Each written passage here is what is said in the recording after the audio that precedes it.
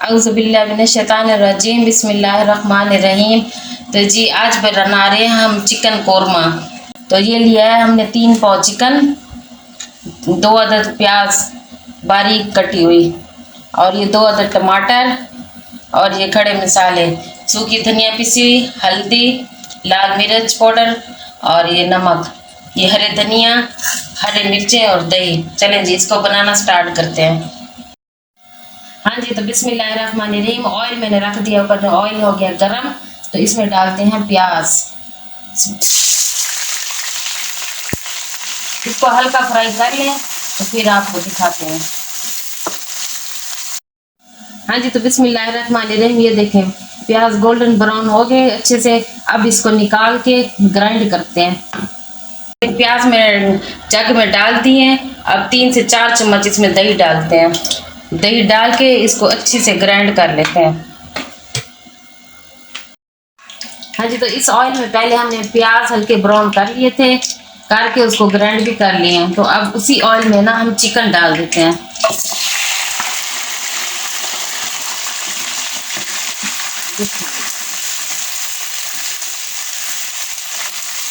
اس کو ہلکا سا فرائی کر لیں، پھر اس میں لہسن ادرک کا پیسٹ ڈالیں گے۔ آج بہت اچھی اور مزیدار اور آسان سی ریسپی ہے چکن قورمے کی، اور جھٹ پٹ بننے والی ہے۔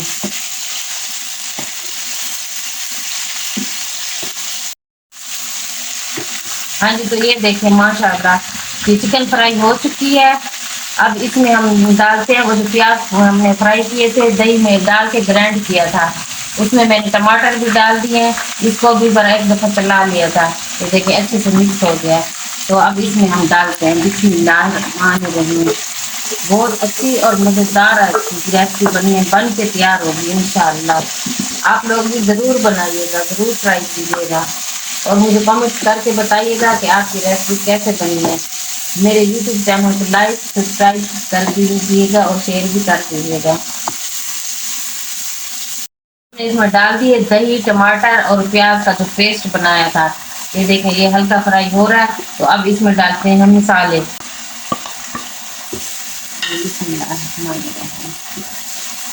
دیکھیں ماشاءاللہ بہت اچھا اور خوبصورت کلر آ رہا ہے۔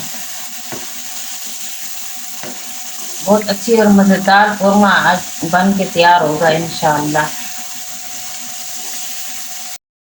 ہاں جی، تو یہ دیکھیں ٹماٹر اور پیاز اور دہی فرائی کر لیا۔ اب اس میں نا جس جگ میں میں نے یہ گرائنڈ کیا تھا اس میں پانی ڈال کے پھر اس میں ڈال دیتے ہیں تاکہ یہ چکن بھی گل جائے۔ اس کو ڈھکن لگا دیتے ہیں 5 سے 10 منٹ، تاکہ چکن بھی اچھے سے گل جائے اور مسالہ بھی چکن کے اندر مکس ہو جائے۔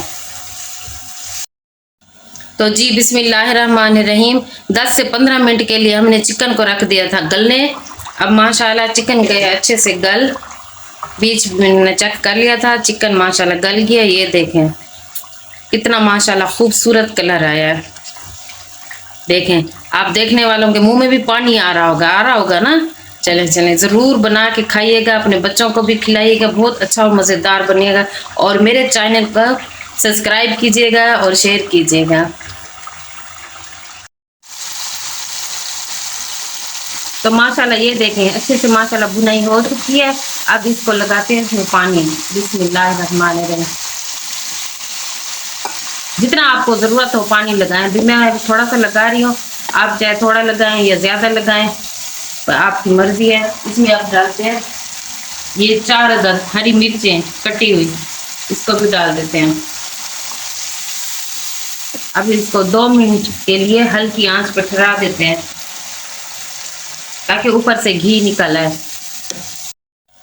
ہاں جی، تو بسم اللہ الرحمن الرحیم، یہ پک کے ماشاءاللہ تیار ہو چکا ہے۔ اب اس میں لگاتے ہیں گرم مسالہ خوشبو کے لیے۔ میں نے اس میں قورمہ مسالہ بھی نہیں ڈالا، اچار مسالہ کوئی مسالے نہیں ڈالے، یہ گھر کے مسالوں سے بنا ہوا تیار ہوا ہے، بہت اچھا اور مزیدار۔ یہ دیکھیں اب اس میں لگاتی ہوں یہ کوئلہ۔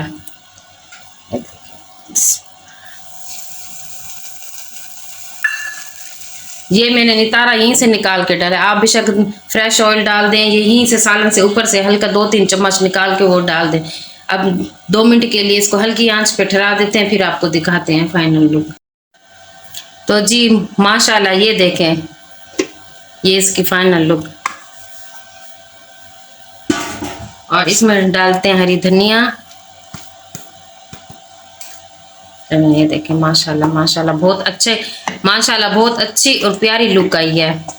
اب اس کو سرو کرتے ہیں، سرو کر کے پھر آپ کو دکھاتے ہیں۔ تو ماشاءاللہ یہ دیکھیے بہت اچھی اور خوبصورت اور یونیک سی ریسپی ہے، آسان سی، جھٹ پٹ بننے والی۔ اس کو نان کے ساتھ کھائیں، اس کو چپاتی کے ساتھ کھائیں، اس کو تندوری روٹی کے ساتھ کھائیں، بہت مزہ آئے گا۔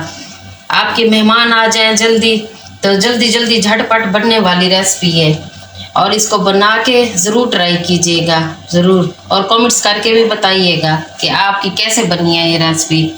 یہ ریسپی پسند ہے تو شیئر بھی ضرور کر دیجیے گا۔ تو اب آپ سے ہم اجازت چاہتے ہیں، اللہ حافظ۔